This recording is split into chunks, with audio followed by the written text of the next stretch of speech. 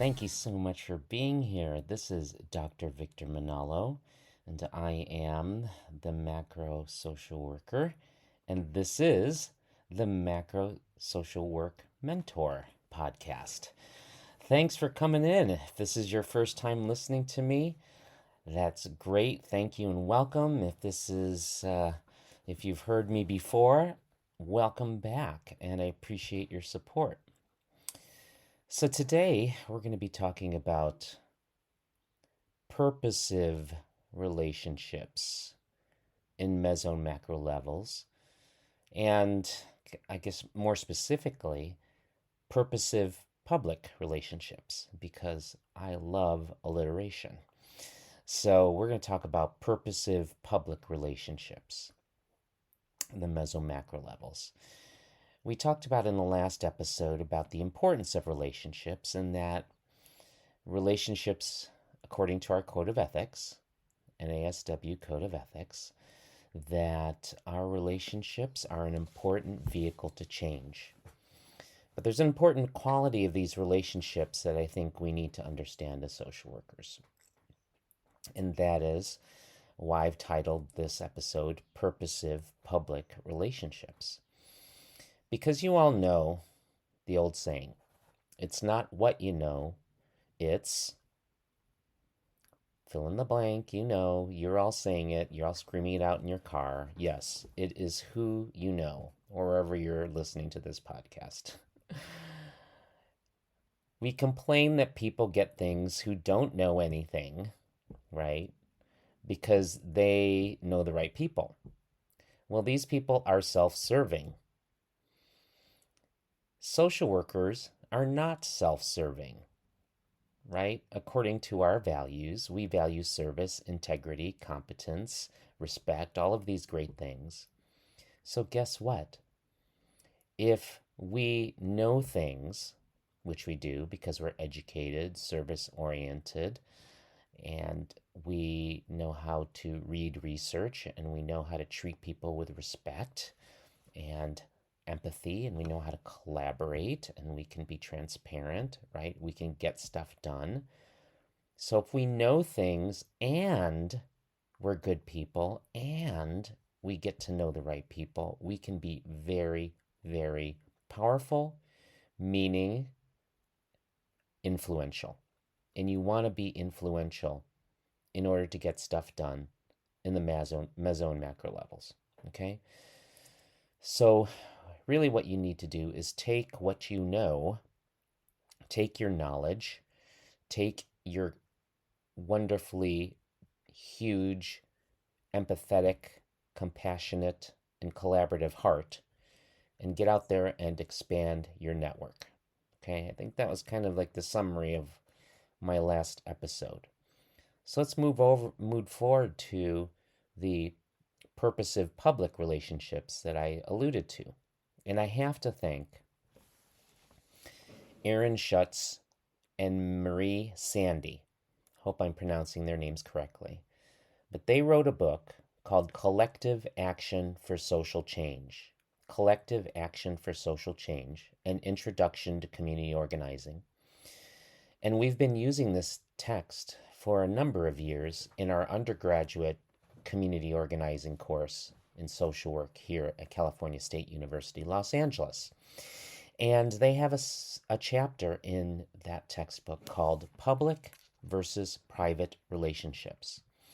And over the past few years, I've been talking a lot about the difference between public and private relationships, and giving examples in my own experience in government and in politics to clarify the difference. So here comes something that I hope to be a regular segment of the podcast, which is the Myth Buster.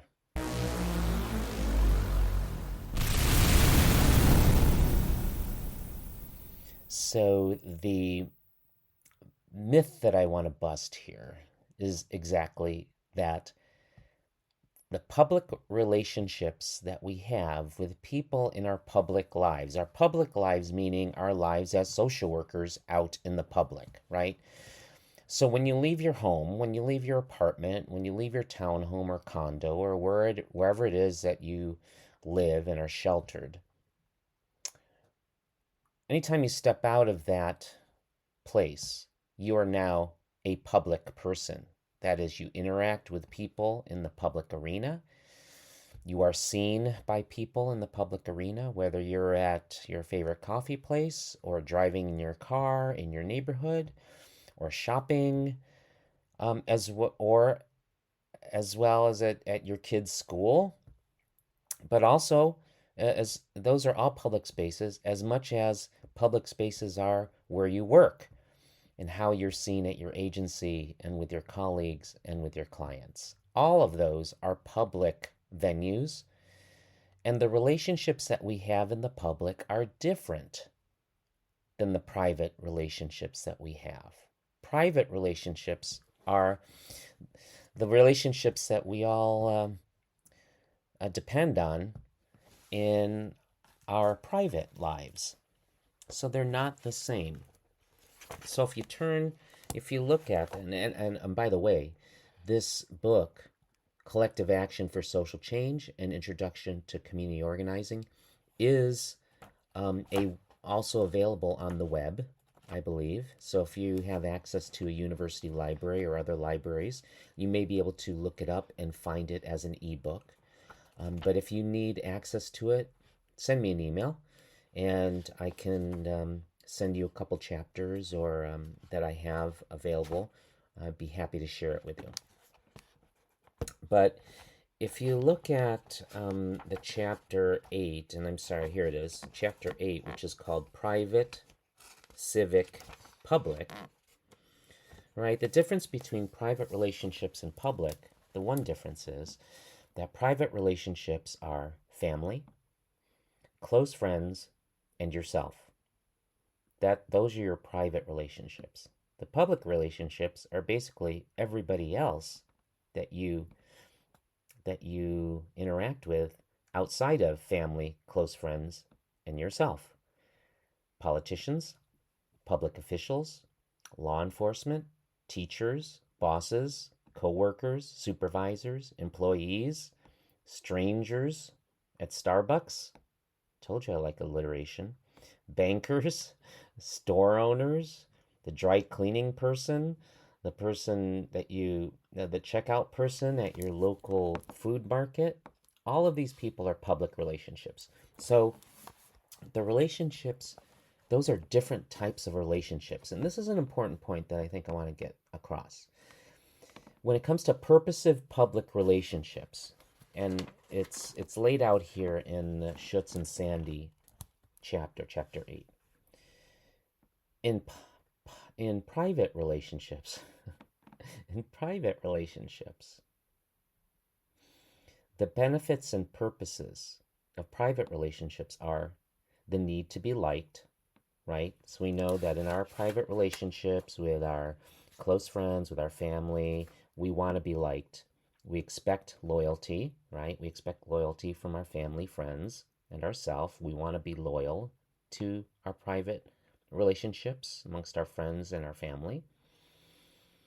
And private relationships are also about altruistic self-giving. Like we give, when it comes to family and friends, we give no matter what, right? We're altruistic in that sense. But in our public relationships, they're very different. In public relationships, it's all about respect, right? Not necessarily about being liked. It's about respect. It's also about accountability and being held accountable. And thirdly, it's about self-interest, which Uncle Saul talks quite a bit in his books about the importance of self-interest. And we're not talking about selfishness. We're talking about self-interest as in motivation, right? What motivates you? So that's public relationships is about what motivates you. And it's also very much linked with quid pro quo. And I know that you probably have heard quid pro quo quite a bit, especially during the tenure of the former president. And I'm talking now, whenever you're listening to this, but I'm talking about the president that was the president between 2016 and 2020, that former president. There was a lot of talk about quid pro quo, but we're looking at it here in the sense of public relationships, and it really is about quid pro quo. It's you scratch my back and I'll scratch yours. What can you do for me? What can I do for you? Which will result in what can you do for me? That is a standard in public relationships. Okay? And just think about it even in your work that you do as a social worker right now, if you're doing direct service work, for example, the relationships that you have with your clients, because they're public relationships, are all about respect, right? You're giving respect to your client, which many times they don't get outside of your office, right? In their communities or in their workplaces or wherever they are, they don't get much respect, but we make it a point to respect them. That's one of our values. Accountability, right? Because it's very important for us as social workers to make sure that our clients are getting what they came to our agency to get. So that means they need to keep us accountable, right? We give them respect. We respect them enough to give them self-determination. And we also expect them to keep us accountable. They need to get what they need from us. And quid pro quo, self-interest, right? They've come to you because you have something to offer to them. And you get something back from your client, right? Whether it's a thank you or a pat on the back, or you get to bill the Department of Mental Health because you provided a service, or if it's because it makes you feel good that you're helping people, right? Those self-interests are aligned, right? So the public relationships are all about quid pro quo, because you cannot apply your private relationships to these public relationships, right? So in the private relationships, it's the need to be liked. Well, you know what? Many times as social workers, we aren't liked or can't be liked in many contexts. And that's not our purpose. Our purpose is not to be liked by our client. Our purpose is to give respect and hopefully to get some respect in return for what we do. But it's not about being liked. That's not our purpose as social workers. We don't expect loyalty like we do in our private relationships. We can't expect loyalty from our clients, right? Or the people we work with in the public relationships, right? Because there's some things that may be more of a priority than loyalty, right? I know many social workers, sometimes they leave jobs, right? If you leave your job because, say, the organization is not able to pay you enough, or they're not respectful of your need to take care of yourself, you're going to leave that agency. Does that mean you're not loyal? No, because we're not asking for loyalty in these types of relationships. We're talking about accountability. And the same thing with altruistic self-giving. We don't do that in our public relationships. Some of us do, right? Some of us actually go into our agencies and think that we need to work and work and work and take work home and do everything and put our own interests aside and be altruistic in giving of ourselves to the detriment of ourselves. That is not what we should be doing in public relationships. In our public relationships, it's not about giving of yourself like you would to your families or to your friends. It's about making your work effective, and that means aligning motivations of different folks, like aligning the motivations of you and your client,